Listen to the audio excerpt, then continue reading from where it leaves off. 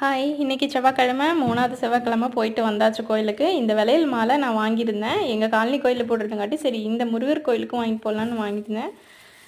எப்போவுமே அப்படியே கோயிலுக்கு போகும்போது இந்த பொருளெல்லாம் வாங்கிட்டு போயிடுவேன். பால், தேன் எல்லாமே பண்ணிடலாம். வெத்தலை நம்ம வீட்லேயே இருக்கிறது தான். எல்லாம் எடுத்தாச்சு. மாலையும் கோர்த்து வாங்கியிருக்கேன். அம்மனுக்கு எவ்வளோ அழகாக போட்டிருக்காங்க பாருங்கள். இன்றைக்கின்னு பார்த்து அர்த்தநாதீஸ்வரருடைய அலங்காரம் பண்ணியிருந்தாங்க. சூப்பராக இருந்தது. இந்த வளையல் போட்டதுக்கு அதுக்கும் எல்லாருமே கேட்டாங்க.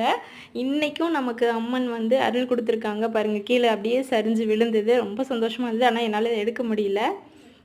உங்களுக்கு ஒவ்வொரு தடவையும் நமக்கு இந்த மாதிரி ஒரு எப்படி சொல்கிறது, பாசிட்டிவான ஒரு விஷயம் நடக்கும்போது நமக்கு ரொம்ப சந்தோஷமாக இருக்குது.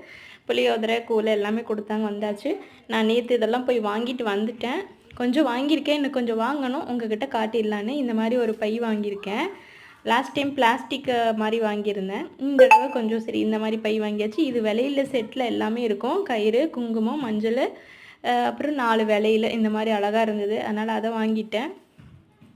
அதுக்கப்புறம் சரி இது காயின்லாம் போட்டு கொடுக்கலாம், அந்த கோயிலுக்கு கொண்டு வரவங்க சும்மா காயின் மாதிரி வச்சுக்குவாங்க அப்படின்னு மாதிரி க்யூட்டாக அழகாக இருந்தது. அதனால் இதை வாங்கிட்டேன்.